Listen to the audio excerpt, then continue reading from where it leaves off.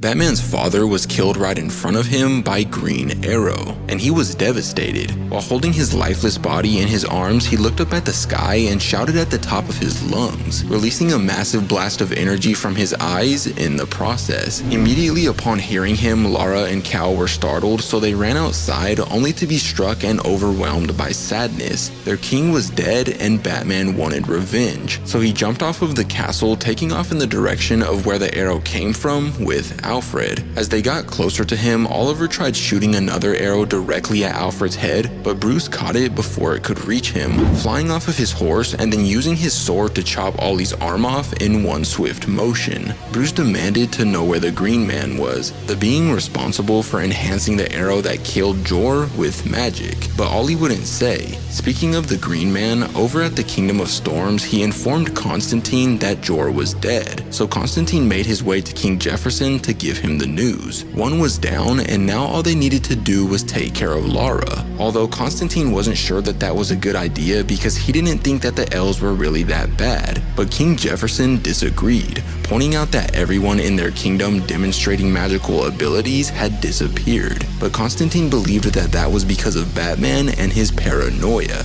Back at the Castle of El, there was a dispute going on. General Waller tried convincing Queen Lara to call for war because she was positive that King Jefferson was responsible for Jor's assassination. But Alfred and Harley were against going to war because thousands of innocent people would end up dying over one person's wrongful actions. And if a war really did end up happening, other kingdoms would surely be dragged into the conflict. Other kingdoms such as Queen Hippolyta's kingdom on Amazon Island, where Lois Lane informed her of King Jor's death. And after telling her, she decided to tell Wonder Woman, but it didn't go very well. Because Cal and Bruce weren't King Jor's only kids. There was a third who had an intimate relationship with Diana. Her name was Zala, and she was with Diana when Lois told her the news. So she expressed that she had to go and then blasted off into the sky with tears rolling down her face. After taking Cal to the dungeon so he could interrogate Oliver, Bruce was followed by Harley as he made his way out. She desperately wanted to avoid war, so she asked him to help her convince the elves that war wasn't the answer, that it would be a huge mistake. But Bruce didn't seem all that interested in doing so.